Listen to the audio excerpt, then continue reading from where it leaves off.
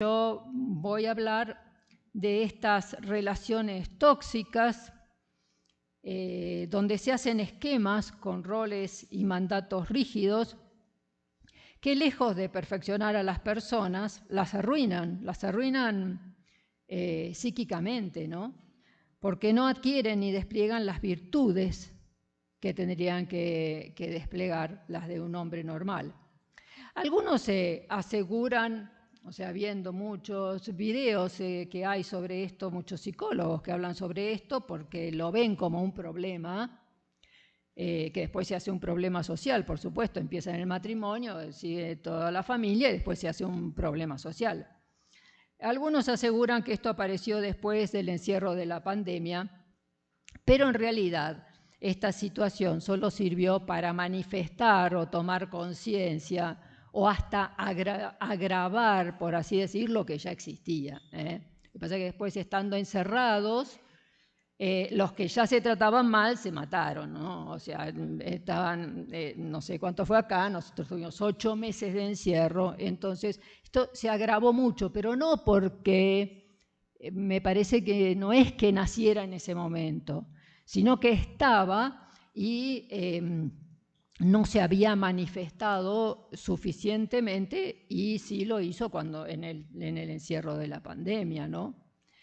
Pero bueno, me refiero a estos temas de estas relaciones tóxicas, a problemas de manipulación, de violencia psicológica y a veces hasta física, ¿no? Hoy a la mañana preguntaron también sobre el tema del maltrato infantil, pero también existe el maltrato, a ver, conozco muchos casos de maltrato, por supuesto, en los cónyuges y lamentablemente hoy en día conozco varios casos de maltrato de los hijos ya mayores con sus padres ancianos y ya débiles, pero mal, de golpearlos. Por supuesto que después se cae, se rompe todo, se rompe la cadera y después con todas las consecuencias. Y eso existe. Eso existe, son relaciones, porque el otro lo aguanta, no dice nada, no lo quiere decir. Entonces son relaciones que se han hecho también patológicas. Entonces, en estas relaciones de manipulación se pueden dar dentro de la familia, como les digo, en el matrimonio, o de los padres con sus hijos, o de los hijos que manejan a sus padres, hablando de chicos caprichosos, después van a ver cuando sean grandes, ¿no? Estos que manejan a sus padres, o ya les digo, en la vejez, ya cuando los maltratan. O desde fuera o hacia afuera, ¿no?, de la familia, como por ejemplo las malas compañías de los hijos, las relaciones laborales de los padres, a veces peligrosas, gente que manipula y termina en problemas graves en el matrimonio, sino destruyendo el matrimonio. O sea que es un tema muy grave, esto de las relaciones donde uno se engancha con otro, porque, a ver, realmente se enganchan, o sea, ¿por qué no salís de ahí? Y hay como una destrucción psicológica, y en algunos casos, bueno, le decimos física, ¿no? Muchos psicólogos, ya les digo, hoy en día tratan este tema, pero porque son evidentes los desórdenes ocasionados por personalidades que son narcisistas, egocéntricas, psicopáticas, y que quieren manejar a los demás y usarlos para sus propios fines ficticios y contrarios a la recta razón, ¿no? O sea, con la consecuencia de un profundo sufrimiento psíquico. Muchas veces las personas no toman conciencia de que la causa de su angustia y de sus problemas es una relación tóxica de la que no pueden salir. Y cuando logran liberarse, a veces vuelven a ligarse a otra igual o peor, ¿no? Los psicoterapeutas tenemos experiencia de esto por la cantidad de personas que consultan por este problema, o este problema que está, muchas veces sin saberlo, en la base de otros trastornos, que muchas veces vienen y traen como motivo de consulta, pero por detrás están estas relaciones tóxicas, estas relaciones que no los dejan crecer. ¿Qué es lo que pasa? Que la mayoría de los psicólogos hoy en día ven el problema, es cierto, esto es un problema, pero no encuentran la verdadera solución, quizás porque tienen una visión deficiente. Como saben, la mayoría de los que han estudiado y se estudia psicoanálisis y todas esas visiones que son deficientes y hasta equivocadas del ser humano y sobre todo de su plenitud, de la verdadera felicidad, ¿no? Algunos psicólogos incluso desde los medios de comunicación, porque ya les digo, si lo ven en internet hay mucho sobre esto, pero con una visión totalmente naturalista, llaman a la responsabilidad vincular. O sea, a tal punto ha llegado que, bueno, a ver, tiene que haber una responsabilidad vincular. ¿Y qué quiere decir esto? Que tiene que haber un control de las palabras, hechos, actitudes que pueden dañar al otro y afectar las relaciones. Claro, pero esto como se ha dicho hoy, ¿no? Todas estas cosas, no se puede pedir virtud si uno dice ¿para qué?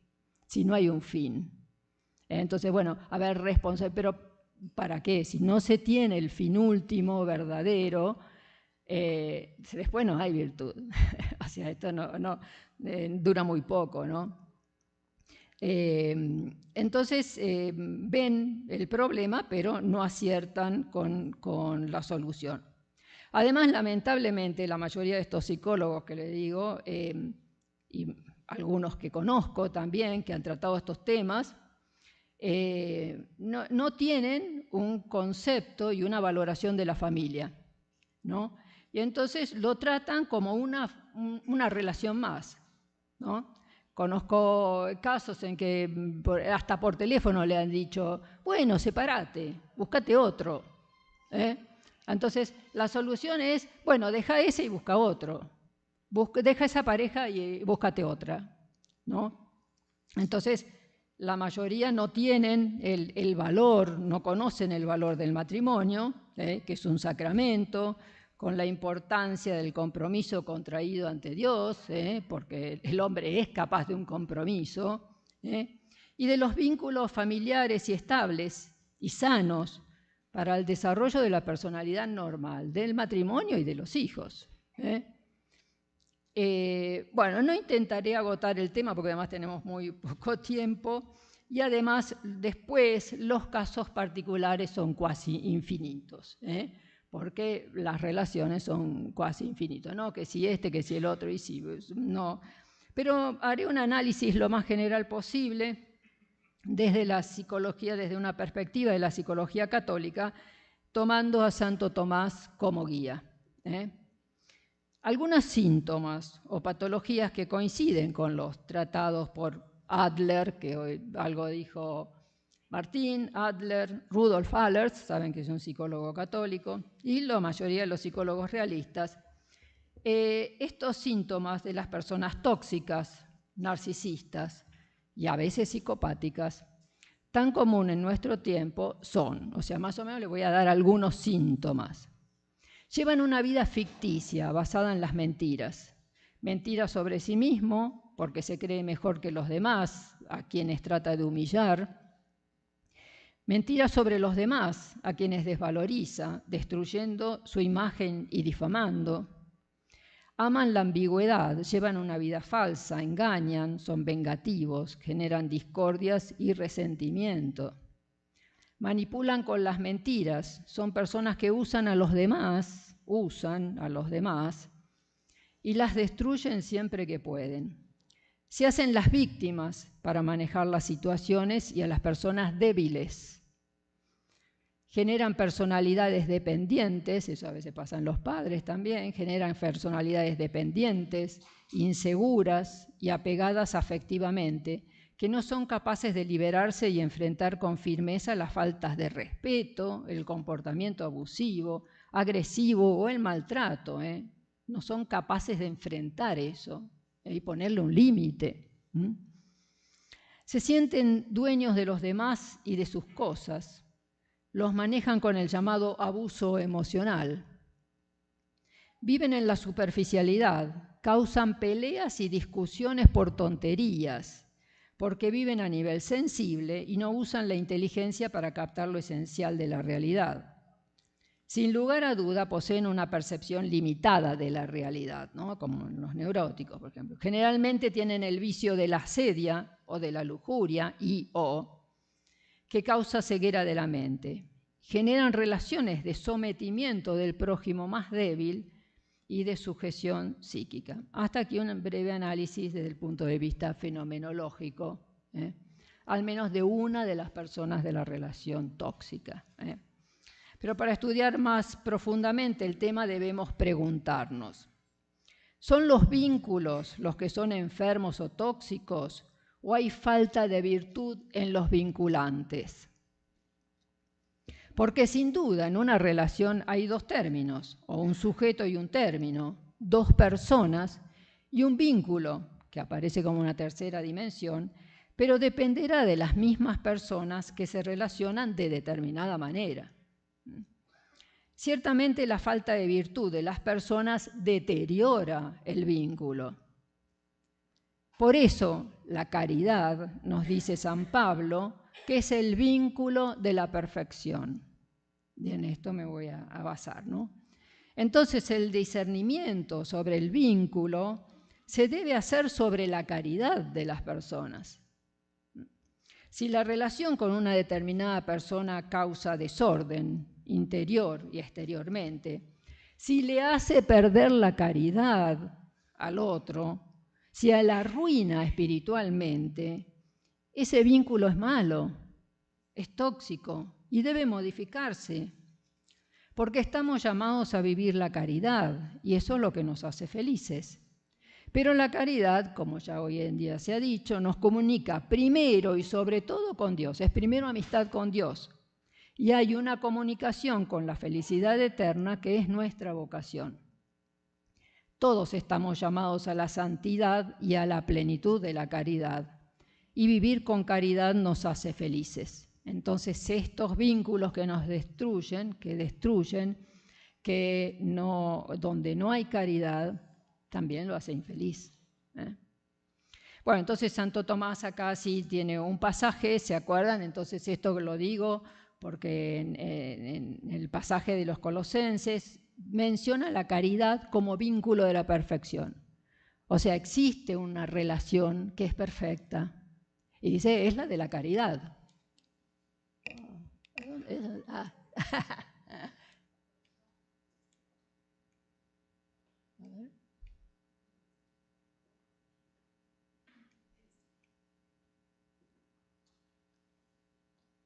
Me dio uno que no era. Ahí, ¿no será ahí?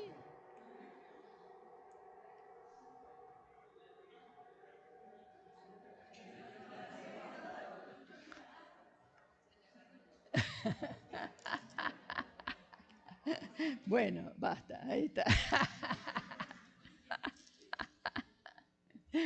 Ahí está, bueno, aquí la caridad, vínculo de perfección, y entonces nos dice San Pablo, sobre todas las cosas, dice, sobre todas las cosas, la caridad que es el vínculo de la perfección. Entonces dice que perfecciona todas las almas, infunde, por supuesto, informa todas las virtudes, y dice, la caridad conecta todas las virtudes y perfecciona el alma.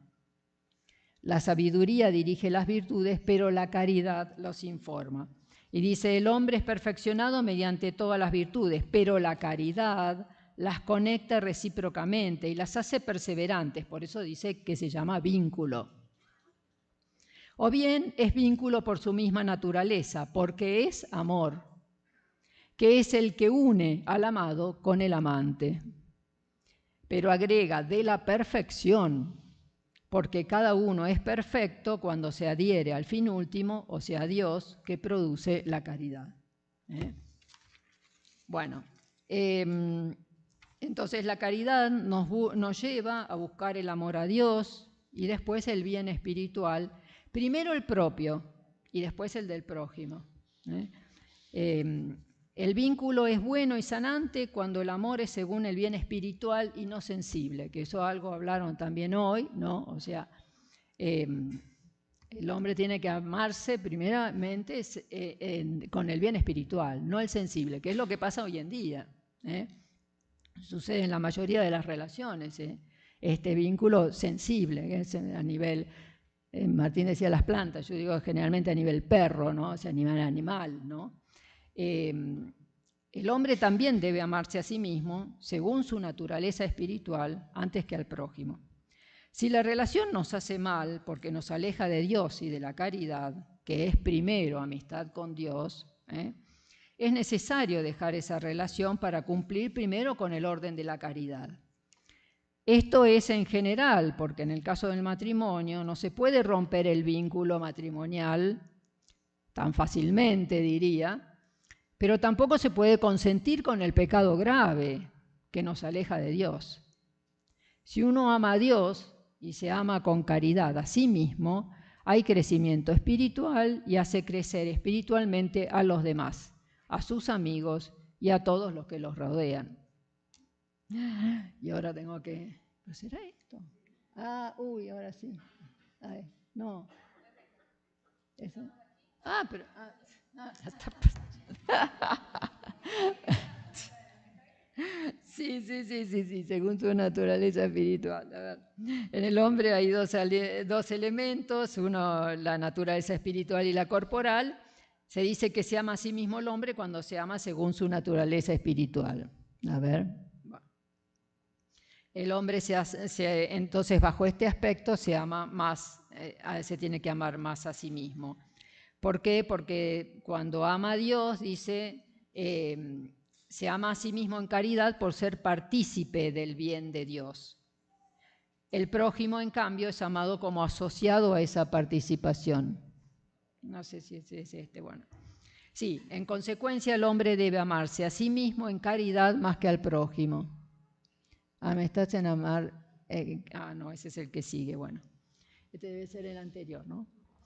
El que sigue. La confirmación de ello es el hecho de que el hombre no debe incurrir, porque hay que amarse primero el bien espiritual de uno, dice, es que el hombre no debe incurrir en el mal del pecado que contraría la participación de la bienaventuranza eterna por librar al prójimo de un pecado, ¿no? O sea, uno nunca puede cometer un pecado por librar a otro del pecado, porque primero está el bien espiritual de uno, ¿no? Y eso es muy importante, o sea, porque acá lo que va a decir, bueno, a ver, no puedo mantener una relación que realmente me destruye. O sea, bueno, hay que buscar, vamos a ver cuál es el medio, ¿no? La persona que se engancha en un vínculo que lo lleva a determinadas acciones, afectos o actitudes contrarias a la caridad, debe tener la fortaleza para dejar esa relación que es destructiva de su vida de amistad con Dios. Por ejemplo, relaciones pecaminosas o que llevan al pecado, como concubinatos o adulterios.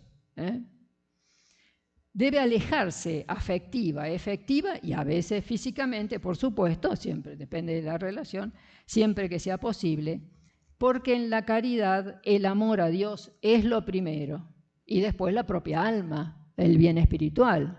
Entonces no se puede poner para pecar, exponer para pecar.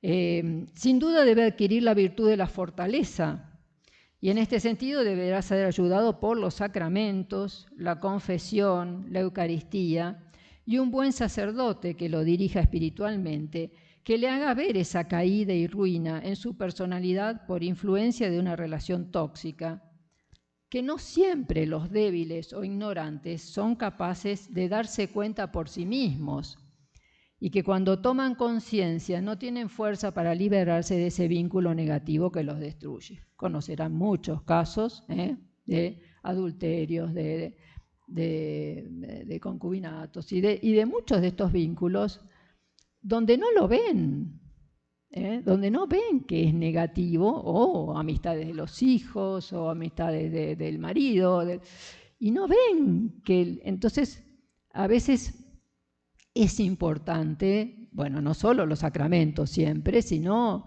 que un buen director espiritual, una confesión frecuente, ¿no? Para que vea que la persona está yendo cada vez peor y que la razón es un vínculo que es tóxico. Bueno, y no podemos dejar acá de citar al santo doctor de la mansedumbre, que a mí me gusta mucho, San Francisco de Sales, quien era el padre espiritual de Santa Juana Chantal, y le aconseja que no impida ni sofoque la libertad de los hijos de Dios que el Espíritu Santo da a quienes lo poseen. Le ruega, o sea, porque estas personas en estos vínculos son esclavas, se esclavizan en el fondo del otro. Le ruega encarecidamente que las únicas cadenas que la aten sean las del amor de caridad, que cuanto más aprietan, más alegría y libertad dan, porque son las de la perfecta amistad cristiana, cuyo vínculo es llamado por San Pablo de perfección, porque es indisoluble. Los demás vínculos son temporales y en cambio el de la caridad, le dice San Francisco de Sales a Santa Juana Chantal, el de la caridad, dice, crece con el tiempo y se vuelve más fuerte cuanto más envejece. Es más, sobrevive incluso a la muerte que destruye todo menos la caridad, porque el amor es más fuerte, es tan fuerte como la muerte. Como nos falta poco, entonces voy a ver. Sí, está bueno. En la relación entonces entre dos personas vinculadas hay un medio que se mide entonces, vamos a decir, por el amor de caridad o la falta de caridad. Entonces la falta de caridad va a llevar al pecado y a la destrucción de las personas, y eso es lo que llamamos tóxico. Donde hay amor de caridad, las personas van a ir perfeccionándose y creciendo en el amor a Dios y en el amor al prójimo y el amor sano a sí mismo. Entonces hay estos dos tipos de relaciones. El amor es un acto de la voluntad que tiende al bien, que quiere más amar que ser amado. Bueno, era ese, ¿no?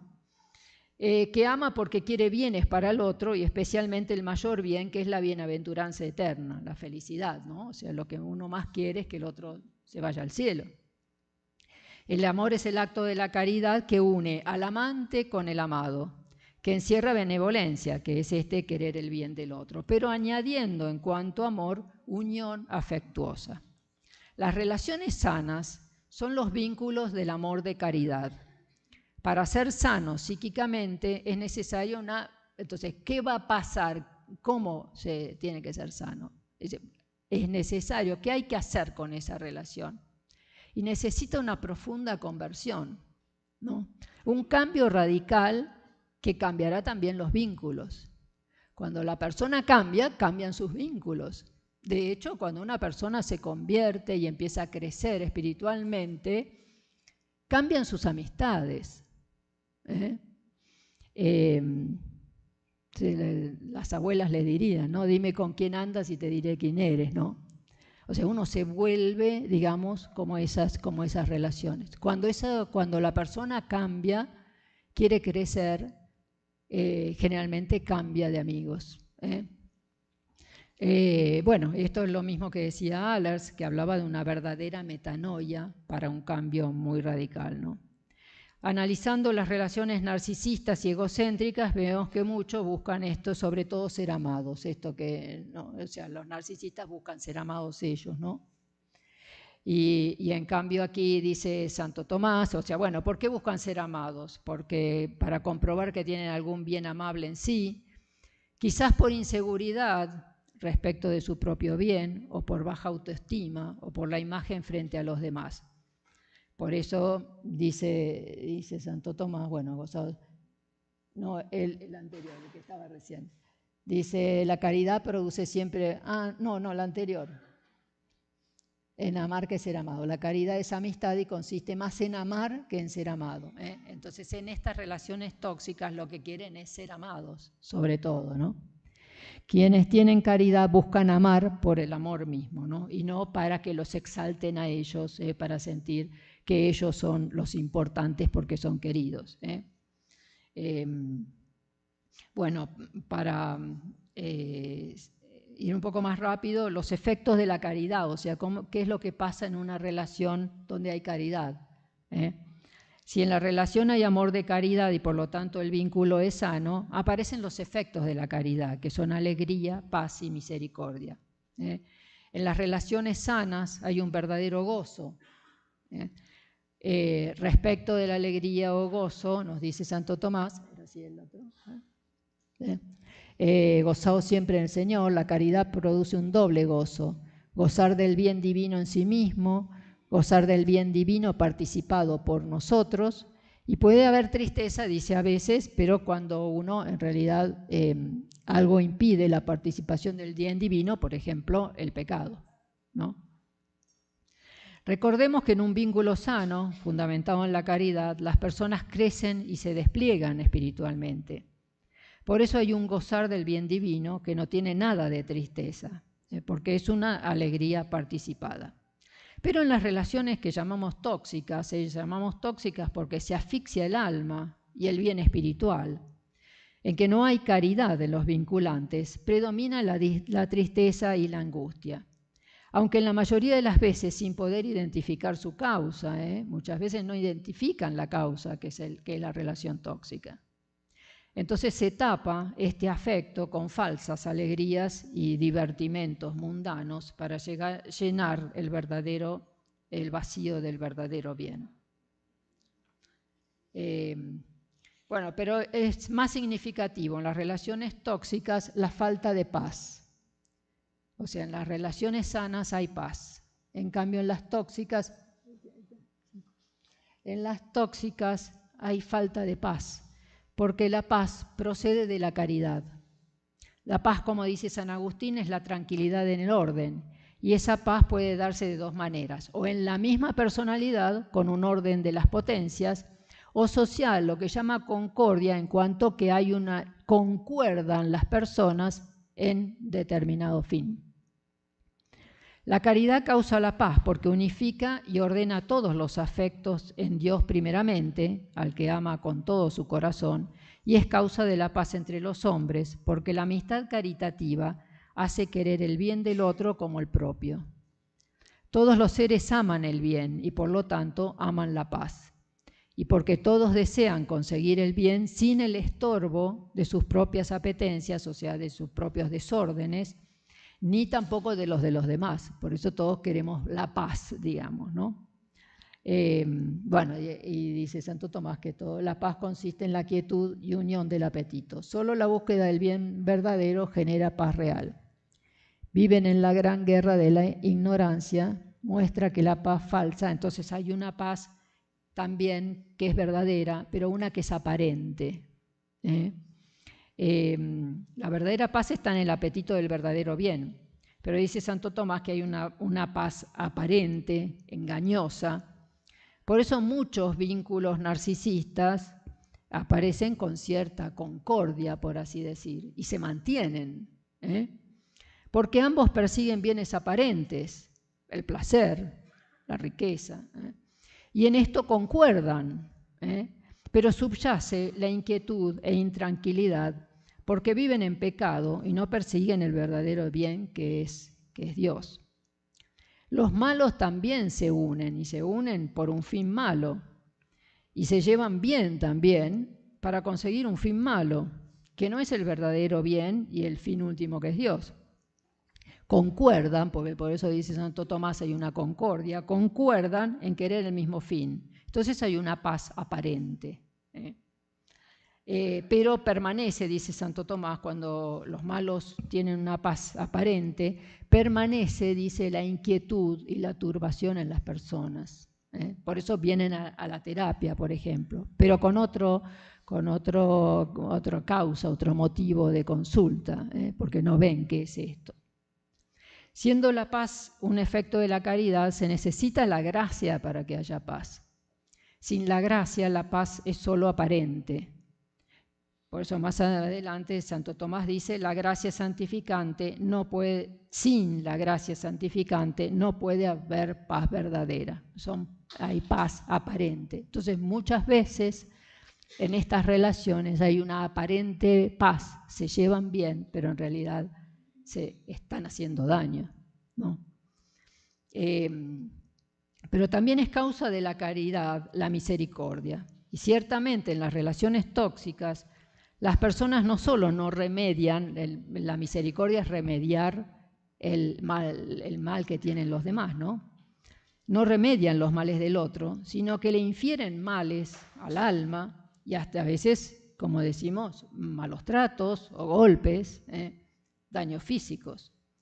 Es muy típico de estas relaciones enfermizas el aprovecharse del otro en sus miserias, en inferioridad, humillarlo, en el maltrato, manifestando la soberbia que está en la causa de muchas patologías. Bueno, dice Santo Tomás que los que no tienen misericordia son los soberbios, ¿no? Pero bueno, veamos también esto en cuanto a los efectos de la caridad en la relación. Pero veamos que también hay los vicios opuestos a la caridad se dan en los vínculos tóxicos. Justamente cuando la relación no se fundamenta en el amor de caridad, porque las personas no viven en gracia y no tienen la caridad, aparecen los vicios estudiados por Santo Tomás como opuestos a la caridad, de los cuales solo veremos algunos como en los vínculos tóxicos que destruyen la familia y la vida espiritual de las personas, especialmente de los hijos. El pecado, el primer pecado y más grave, ese en contra de la caridad, que es del amor, que es el amor a Dios, es el odio a Dios. El pecado es una aversión a Dios, gravemente desordenada, y que es una aversión a Dios y una conversión a las criaturas. Sin duda el odio a Dios es lo más grave, pero no siempre, digamos, este odio se da claramente o explícito, pero sí se da por una participación o indirectamente en los efectos. O sea, cuando se odian los efectos, cuando se odian las personas, cuando se odian los mandamientos de Dios y no se quieren cumplir, en los pecados graves, ahí, o sea, se odian los efectos de lo que hizo Dios, pero por eso es grave el pecado, porque en el fondo se odia a Dios, que es el que hizo eso. Bueno, eso lo dice bien Santo Tomás, pero no lo voy a leer. No sé si esto está. No, bueno, la misericordia es compasión de los que los impulsa la soberbia y la ira inspiran la misericordia. No saben de misericordia ni la ira ni el arrebatado furor. Y ahora el otro, a ver. El odio y el pecado. Tanta razón de mal tiene el odio en cuanto de bien tiene el amor. El pecado deja de Dios por amor desordenado a algo inferior. A Dios, deja a Dios. El odio hacia el prójimo conlleva el odio a Dios. Eso es lo importante, que cuando entonces, como no se odia, quizás pocas veces se ve este odio, si bien ahora se ve también, pero bueno, este odio directo contra Dios. Sí, ese odio se da en contra de las personas, del prójimo, en sus efectos, dice, ¿no? Bueno, los vínculos entre las personas, que si hay caridad, llevan el sello de la vida de la gracia, que es vida divinizada y dirigida al fin último que es Dios, verdadera felicidad del hombre. Vida que se despliega en las virtudes infusas y los dones del Espíritu Santo. Pero cuando las personas no tienen caridad y buscan otros fines finitos, mundanos, generan vínculos de manipulación del otro y de deterioro de sí mismo y de abuso emocional del más débil e indefenso. Y así sucede en las relaciones tóxicas. Bueno, como ya tengo que terminar, lo que les quería decir quizás que es importante es que dice Santo Tomás que este mal, bueno, porque después dice lo más grave es lo que llama escándalo, que quiere decir que es cuando uno hace pecar al otro, ¿no?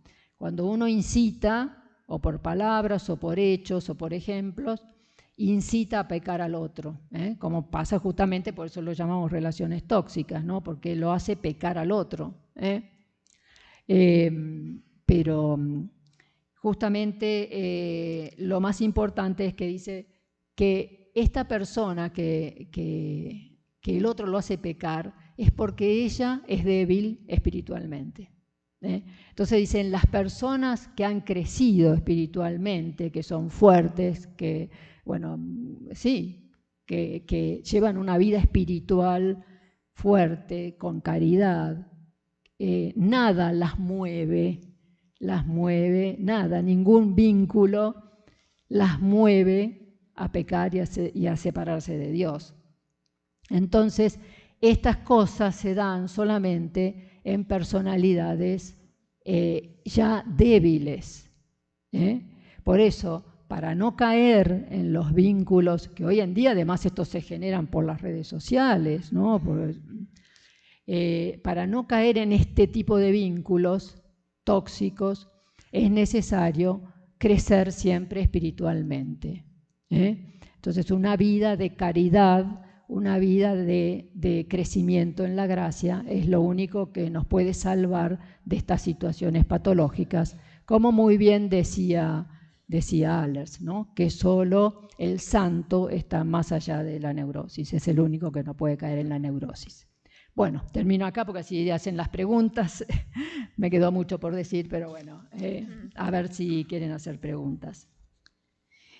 Doctora, le agradecemos mucho su intervención, muy buena su conferencia. No sé si alguien del público tenga preguntas.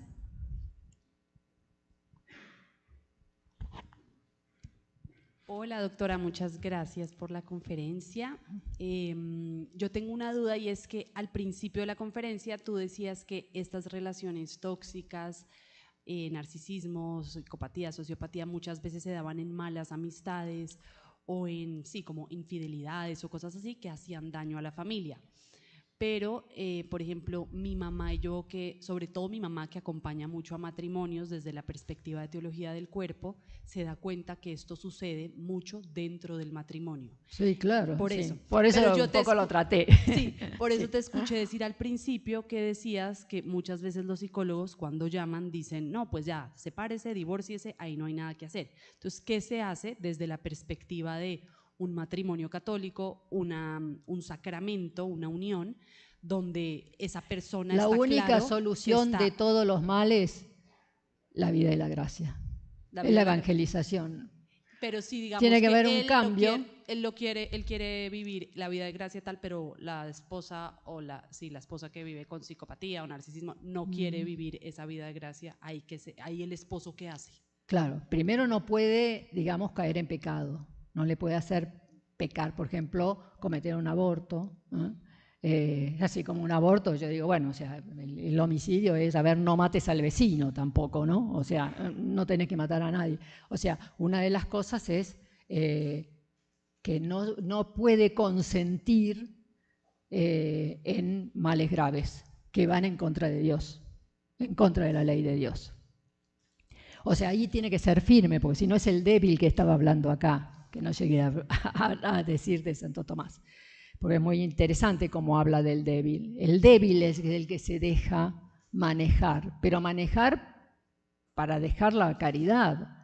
En cambio el fuerte nunca la deja. O sea, primero no tiene que permitir por nada el tema del pecado mortal. O sea, eso no puede porque siempre dice, primero es el alma propia. Y eso, por eso lo dije, es muy claro, primero la vida espiritual propia. Entonces no puede pecar mortalmente. Y después siempre tratar de evangelizar, o sea, porque lo único que cura esto es la vida de la gracia. Ahora, por supuesto que se pueden ir poniendo límites, ¿no? O sea, se pueden ir poniendo límites porque el psicópata avanza. Cuando ve que el otro, lo que yo acá les decía, cuando ve que el otro es débil, el psicópata no tiene misericordia, entonces avanza. Sin duda siempre lo único saludable es que una conversión profunda, una conversión. pero mientras no hay conversión, al menos el límite del pecado grave no. No sé si responde. Muchas gracias, doctora. ¿Alguien más tiene una pregunta al respecto? Doctora, yo aprovecho a hacerle una pregunta con respecto al tema y al principio que contaba, digamos, el tema del narcisismo en alguno de los cónyuges, ¿cierto? Y luego esto, ¿cómo puede afectar en la vida de los hijos, en su vida afectiva y sexual, ver pues estas relaciones tóxicas?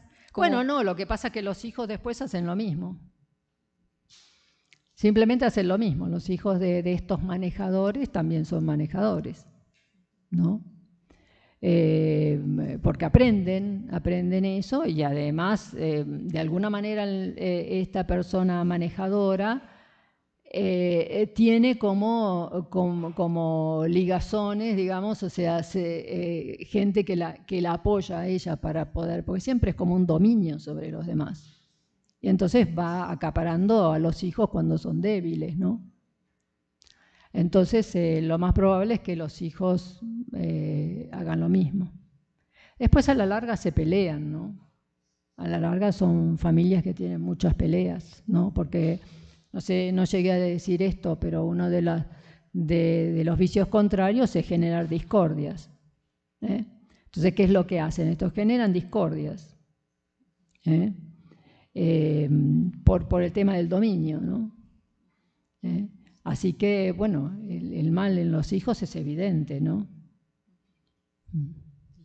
¿Alguna otra pregunta? Adelante, ya te llevo.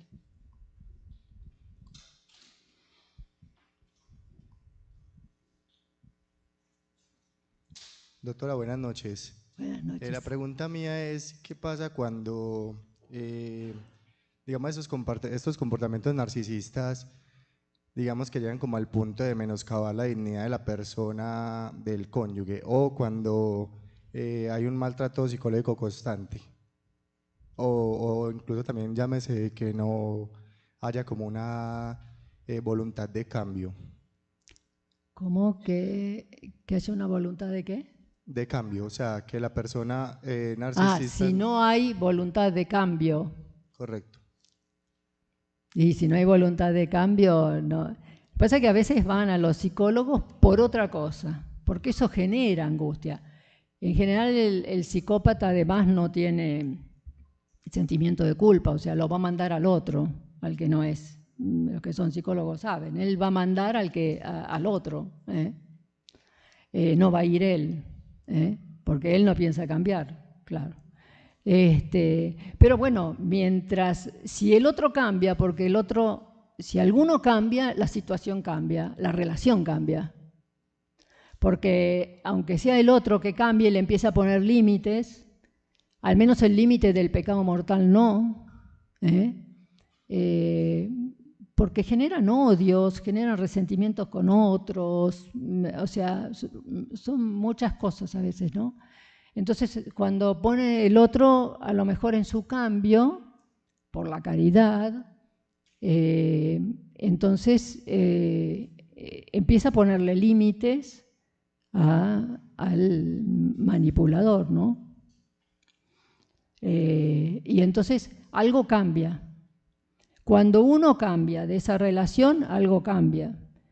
Pero sobre todo cuando cambia por la caridad, o sea, no al pecado mortal, no, porque si no esa relación igual se va destruyendo, ¿no? Y llamamos tóxicas por eso, porque destruye el alma de las personas y el alma de los hijos también, porque cuando ven eso, generalmente lo repiten, además hacen hacer lo mismo a los hijos, ¿no? Eso se ve, o sea, los que trabajan, psicólogos que trabajan en las cárceles, dicen, bueno, a ver, en la cárcel está la madre, la hija, la abuela, o sea, está toda la familia, ¿qué pasó? Aprendieron todos uno de otro, ¿no? Generalmente, bueno, van a ver, si roban, hacen robar a los hijos también, ¿no? Esto de que esa forma de manipulación hace que destruya la vida también de los demás, ¿no? La vida espiritual, porque por eso decimos que es tóxico, ¿no?